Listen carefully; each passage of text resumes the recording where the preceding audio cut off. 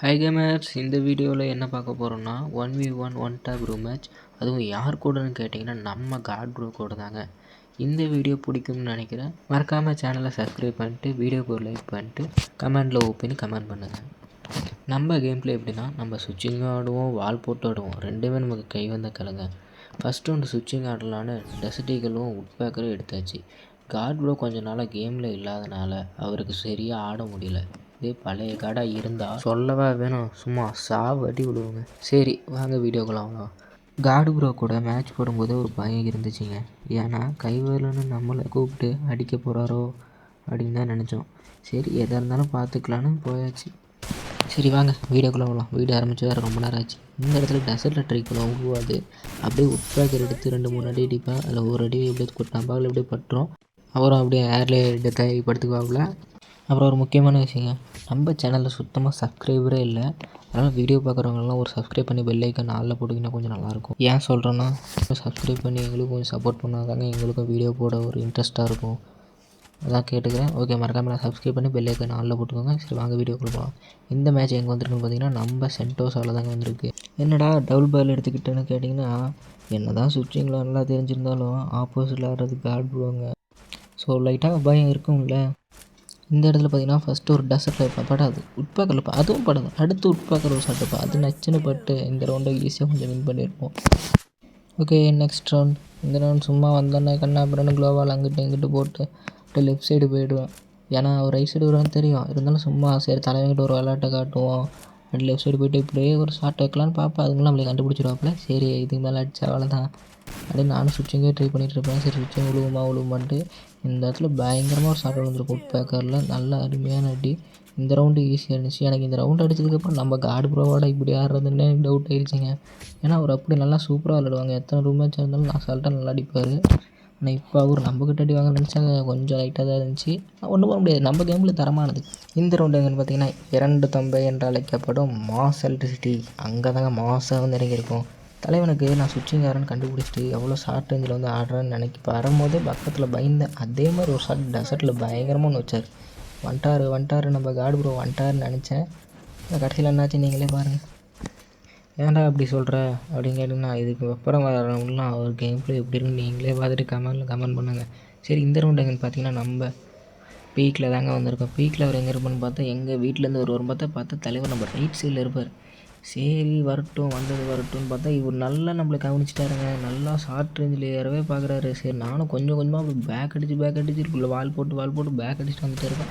இருந்தாலும் தலைவன் நல்லா ஷார்ட் ரேஞ்ச் ஏறி தான் என்னை அடித்தால் டபுள் பேரல் தான், இல்லையே உன்னை அடிக்க மாட்டேன் அது மாதிரி ஆகிட்டு நம்ம தான் ஷார்ட் ரேஞ்சில் வால் போட்டு பின்னுவோமே.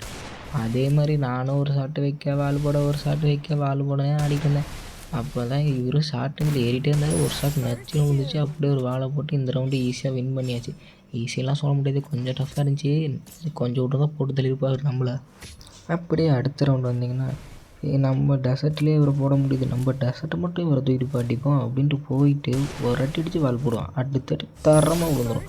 அப்படியே அவங்களாம் சொல்லி முடிஞ்சு சதமத்தா கிளம்புன்ட்டு நம்ம பாட்டு குடுன்னு அப்படியே மேப் விட்டு வெளியே ஓடியெல்லாம் ஓடிக்கிட்டே இருந்தோங்க. அப்படியே ஓடி அடுத்த ரவுண்டுக்கு ஓடி வந்துட்டோம். என்னடா அது ரொம்ப இருக்குது. சரி வந்துட்டோம். இந்த ரவுண்டு ஒரு அடிச்சிடுவோன்ட்டு இந்த ரவுண்டு ஒரு டெசர்ட் மட்டும்தான் எடுக்கிறோம். டெசர்ட்டில் தான் அடிக்கிறோம் அப்படின்னு நானும் டெசர்ட்டில் மட்டுமே எடுத்து ஆடிட்டுருப்பேன். இந்த ரவுண்டு அவர் அந்த சைடு தான் வருவார்னு எனக்கு தெரியும். சரி இந்த பக்கமாக போய் ஒரு சர்ப்ரைஸ் ஷாட்க்கு இதை கொடுக்கலான்னு பார்ப்பேன். ஆனால் தலைவாதமுள்ள டே நான் காட்ரா இங்கே கிட்டேவா அப்படின்னு டக்லைக் போட்டு விட்ருவாவில். சரி பரவாயில்ல, வந்தது மட்டும் அடிக்க வச்சு ட்ரை பண்ணுவோன்ட்டு ஏன்னா இந்தாண்ணான்னு ஒரு அடி அடிப்பேன் வாங்கலை. ஆனால் இந்தாண்ணா மறுபடியும் தான் வாங்கிட்டு போயிட்டார். அவ்வளோதான். என்னடா தம்பி பொசுகளை அடிச்சு விட்டு மரியாதை இல்லாமல் அப்படின்னு சொன்னார்.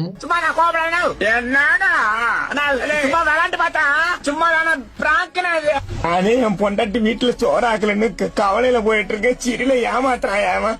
யாரும் தப்பு எடுத்துக்கணும், எல்லாம் ஒரு நகைச்சுவையாக மட்டுமே. சரி அப்படி இந்த ரவுண்டு வரும்னு பார்த்தா தலைவன் எங்களோட இன்னும் சம்பவம் பண்ணி நினச்சிட்டு இருந்தாங்க. அதே மாதிரி பண்ணிட்டாப்புல. என்னென்னு போய் பாருங்கள். என்னென்னு பார்த்தீங்கன்னா, நான் இந்த சைட்லேருந்து நான் அந்த சைடு போவேன். அதாவது நம்ம விடுற சைட்லேருந்து அதுக்கு ஆப்போசிட் சைடு போவேன். அதே மாதிரி தலைவன் அவர் சைட்லேருந்து அவருக்கு ஆப்போசிட் சைடு போயிடுவார். 2 பேர் மாறி சுட்டி காமிச்சு இங்கே தான் இருக்குன்னு காமிச்சிக்கிட்டு 2 பேருமே உள்ளே இறங்கி வந்துடுவோம். சரி வந்துட்டு வாயா நீ வெளியே வாயா, அவனை போட்டு தாக்கறனாலே பாருங்கன்ட்டு நானும் ஷார்ட் ரேஞ்சு, நமக்கே ஷார்ட் ரேஞ்சு எவ்வளோ வராது, இருந்தாலும் வாயா பார்த்துக்கலான்ட்டு டெசர்ட்டை மட்டும் வச்சு நானும் ஷார்ட் ரேஞ்சு தம்பி அவ்வளோ மரியாதை அப்படின்ட்டு தலைவன் டபுள் பேரில் எடுத்துக்கிட்டு வந்தாரு பாருங்க ஒரு ஆள்.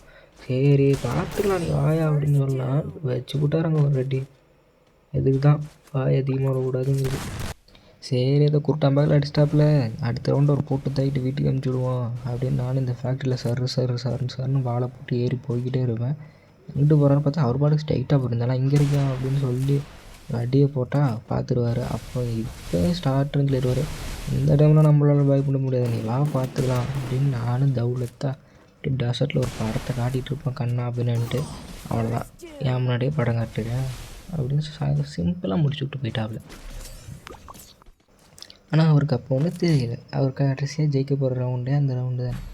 ஏன்டா அப்படி சொன்னீங்கன்னா மற்ற 2 ரவுண்டும் நம்ம கையிலங்க, எப்படி அடிக்கிறவன் மட்டும் பாருங்கள்.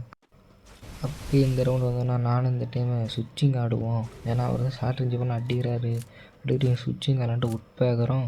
பட் டெசர்ட் ஹீகிலும் எடுத்துக்கிட்டு நான் பாட்டு கண்ணாபுரன்னு சுவிட்சிங் பண்ணிக்கிட்டே இருப்பேன், பாடவே போடாது. ஆனால் ஒரு ஷாட்டு மேட்ச்சுன்னு பட்டு ஆள் சேர்த்து போயிடுவாப்புல.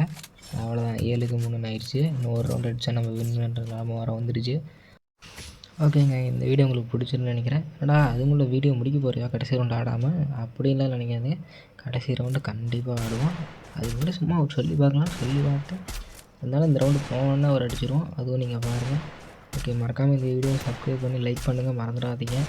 அடுத்த ரவுண்டு அப்படியே இந்த ஏணியில் வதவதன்னு கொண்டுச்சு டப்புன்னு ஏறு. சரி டக்குன்னு முடிச்சு விட்ருவோம் அப்படின்னு சுவிட்சிங் போட்டுடலான்னு பார்த்தா ஸ்ட்ரைட்டாக வருவாப்புல. அப்படியே உட்பேக்கில் ஒரு ஷாட் வச்சு அருமையாக மேட்சை அடிச்சுட்டோம். ஓகே கேமே, நெக்ஸ்ட் வீடியோ சந்திக்கிறேன், பாய்.